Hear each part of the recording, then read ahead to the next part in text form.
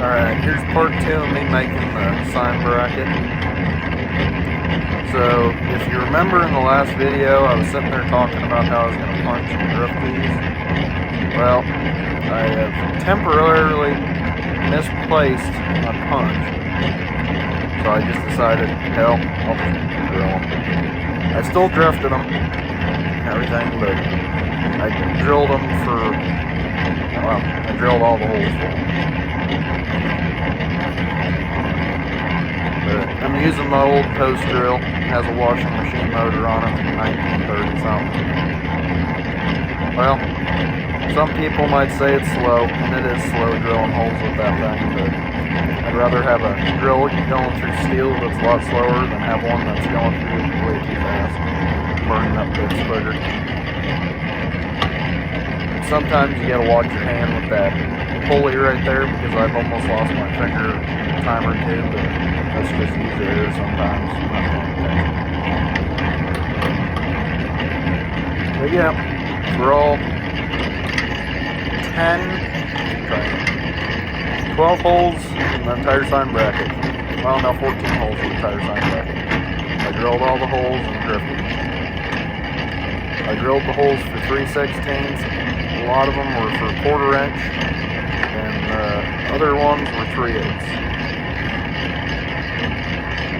See, and I could have just drilled the hole for 3/8, but I wouldn't have left me a lot of material on the sides versus if I drill 3/16 and drift it 3/8. This way it leaves me just a lot more room, and I ain't got to worry about it failing at any point. It was sit there and watch me drill the holes for a little bit.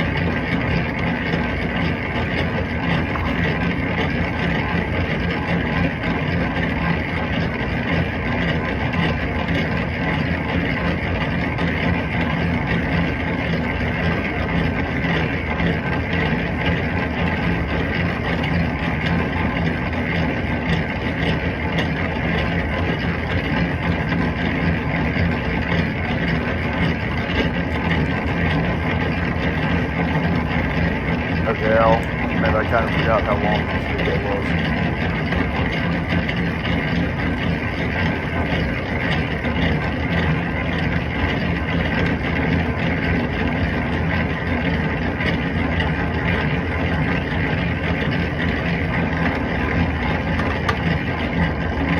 One nice thing is too with this drill is when you get close to going all the way through, you can actually start to feel it in the wheel. Right about here, give or take. Feel it like loosen up, and then you can just, it'll drop through.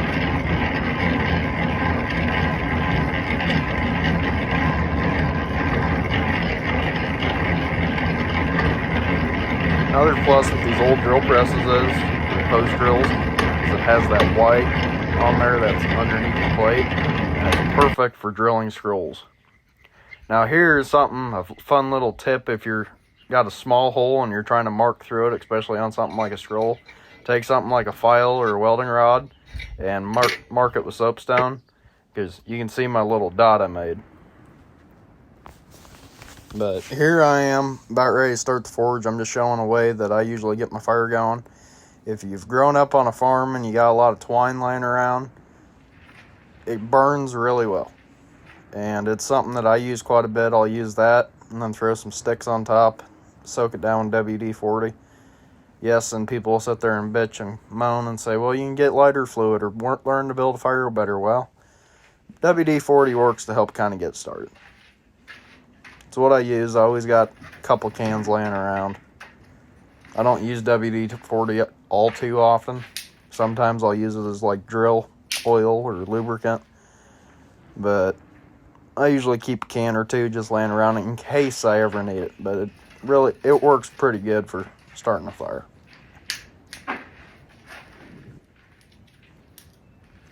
There's me just breaking up a couple sticks.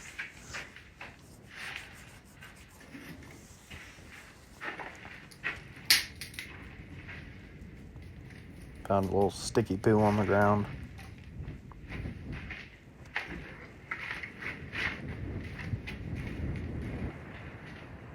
And yeah, you could start a fire without using WD-40 or anything like that, but at the same time, I need the fire to get going, so a little squirt or two of WD-40 kind of help get it going on the sticks and everything is kind of nice.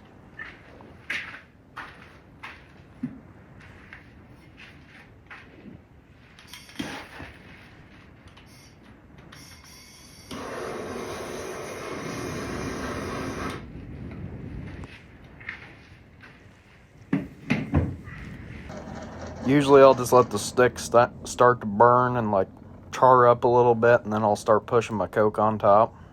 Sometimes if I don't have enough coke, I'll throw some green coal on there, but I really don't like being smoked out, and especially like today it was really smoky. Alright, here's me. Usually, so most people argue with me, and I really don't care, is my drifts that I use are kind of one of those pieces that I use them once and throw them away. And I use mild steel for mine because I usually have more mild steel left over in various sizes than I do high carbon steel or anything like that. And for projects like this, where I'm only going to use these drifts a couple times, I can just use them and throw them in the scrap or keep them. I got some drifts made out of mild steel that I've been using for the past 3 years. It's just I have a really bad habit of temporarily misplacing things. And I got a feeling the last ones I had, I kind of threw in my scrap bucket, but that's alright.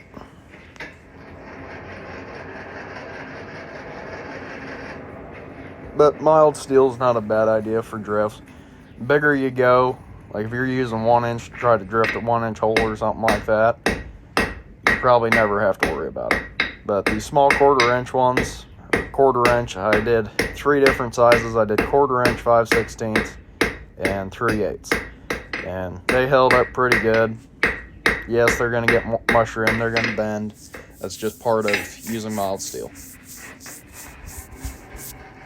Here I am drifting the first bar, which is the back plate. So I drifted the whole first of 1/4 inch, then went up to 5/16, and then went up to 3/8.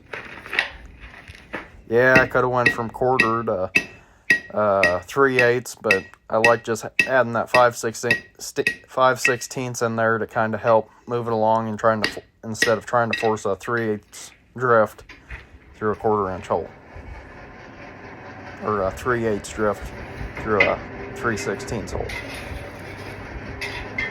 Just make it easy on yourself. When you're doing this as a business and you got to worry about time is money and everything, yeah, I should have went through and forged out a new punch and everything and punched the holes out instead of drilled, but I sat there and thought, well, I can drill these a lot faster than I can punch out and get it heat treated and everything, and then get the fire hot and all that. I just figured I'll drill the holes and drift them through because I wanted the look of the drifted look, but I also wanted it for the strength.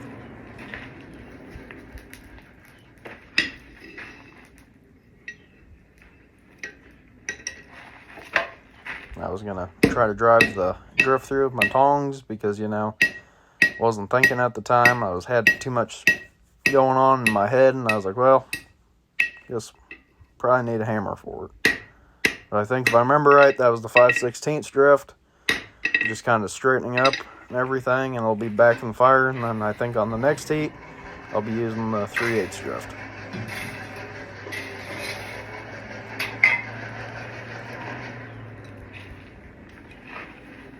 Cool off my drift. For the next set of holes that I'm going to have to do. On the back plate bar, I did 2 holes at 3/8, and those would be the mounting holes. And then I had 3 holes on the back plate that were just 1/4 inch holes. That's where I riveted to. The support bar had 3 holes in it. 2 of them were 1/4 inch. The middle one was 3/8, and then the scroll was 2 1/4 inch, 1 3/8.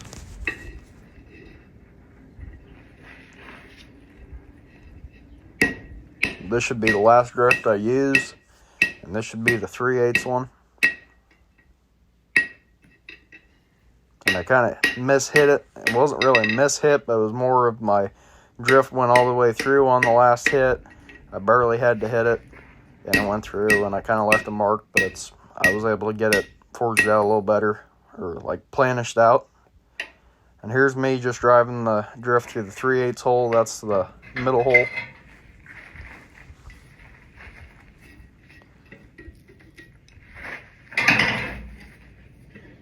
Driving the drift through the other side now.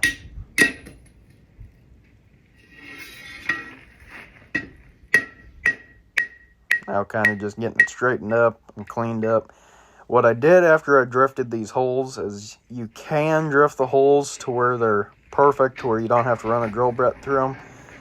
But even if I think it is a perfect like drift, and there's me straightening it out and everything, if I think it was perfect, I still take a drill bit through just to be safe. Because one of the worst things ever is you think, okay, I can just shove this rivet through and it'll go all the way through, and it gets stuck, and then you get, oh, I'll just hit it with a hammer, it'll slide right in, and then you bend your rivet inside, or you upset your rivet, and it makes it to where it's a pain in the ass to get your rivet out if it gets stuck.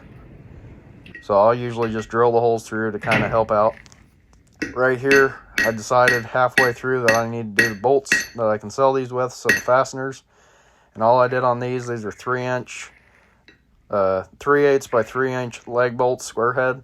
And I just took and flattened the head out a little bit, and then I put some decorative chisel cuts and some center punch dots in it and everything, just to give it a better look, to kind of go with the style I was going for with the sign bracket.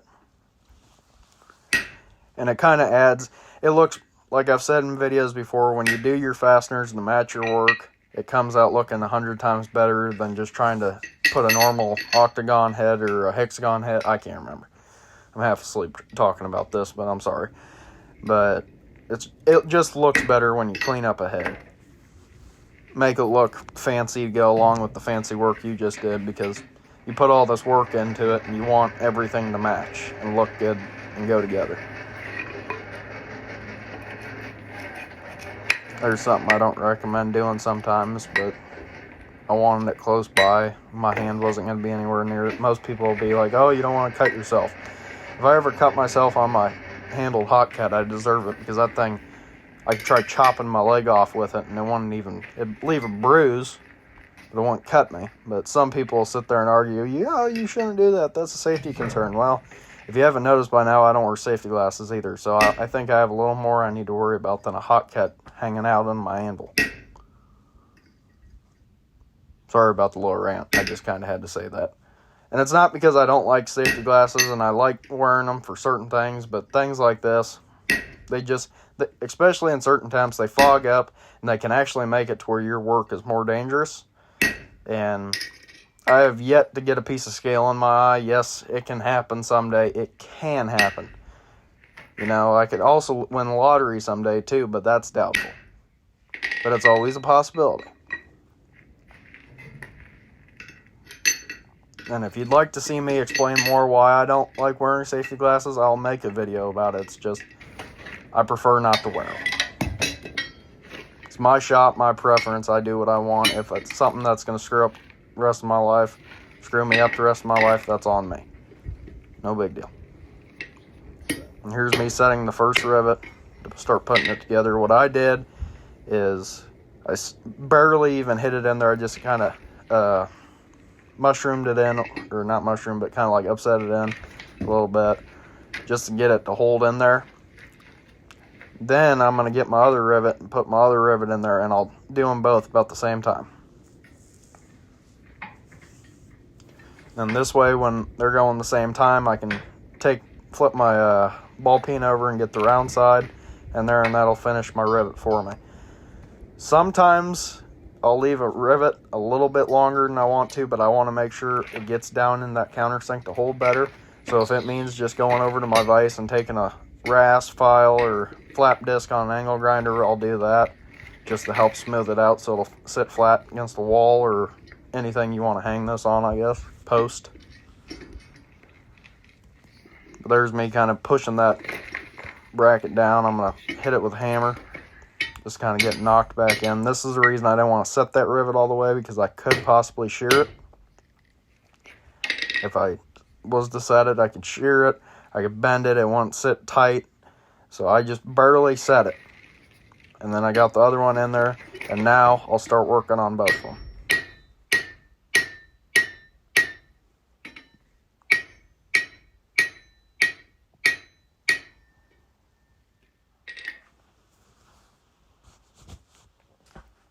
checking, making sure everything's tight, looks good. And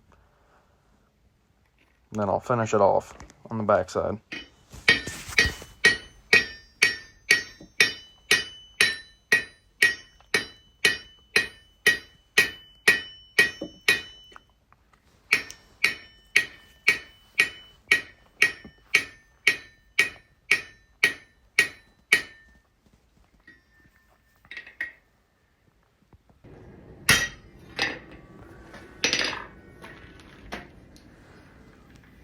Okay, now I'm just trying to get the rivet set in the front.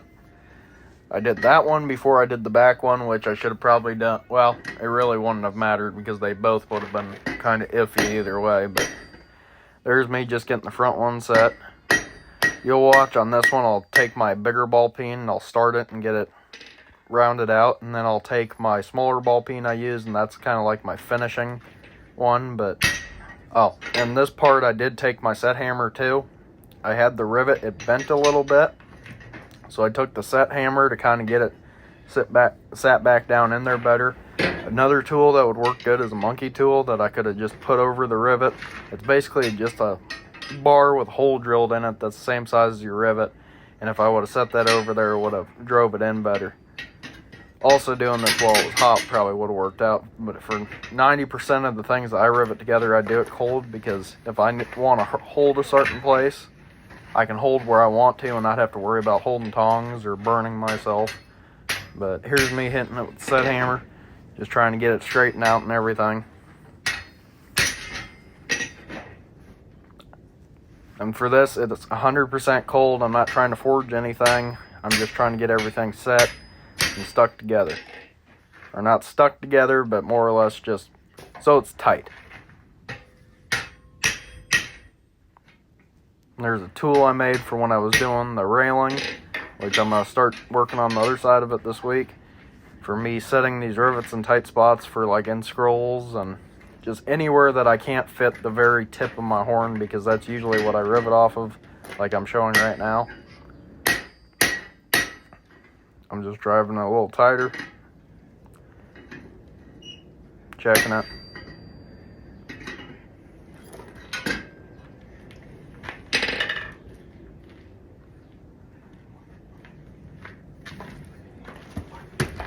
I'm going to throw it on my handy dandy tool after tripping over my sludge block that I need to pick up off the floor and put it back where it was. And now I'll drive this rivet. And this is where I was talking. I'll take this hammer to it, and then I'll take my little ball peen, and that'll finish out the rivet, kind of clean it up a little better. Just using this hammer, it looked really nice, but I like taking that little ball peen and just kind of knocking it in a little more just to help make it look a lot better. Because this will be the part that once it's hanging on a building, it's the part where someone might be standing underneath it looking up and trying to see the craftsmanship I've put into it.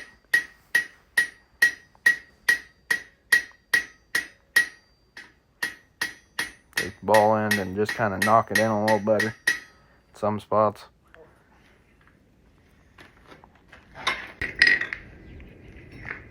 Here's the last rivet, 3/8 rivet, and I'm just taking a file. 3/8 rivet I can't cut with my bolt cutters because my bolt cutters are junk, but I cut it off with the angle grinder, and I just took the file that burr off, checking it real quick to make sure everything looks good, and now I'm going to set it. And same goes for this. I'll take this hammer to it, I'll get the rivet set, and then I'll go around again with the baby ball peen and just help clean it up. Now I'm going to look around for it because, you know, I like to misplace things, especially the things that I'm using right now. Realize I brought it over there to use on something else. So, yep, I'll just finish this rivet off right here. And I'll admit, when I was doing this bracket, I really wasn't a fan of the way it looked. The drawing that I did, I thought looked a lot better, but after I got it put together and I was looking at it, it's a love-hate relationship. I like it, but there's parts of it that I wish I could change, but I can always do that on the next one. But here's the finished product. I still have to add the hooks for the sign and everything on there, but this is pretty much just the finished bracket. Hooks really don't add too much of a design to it.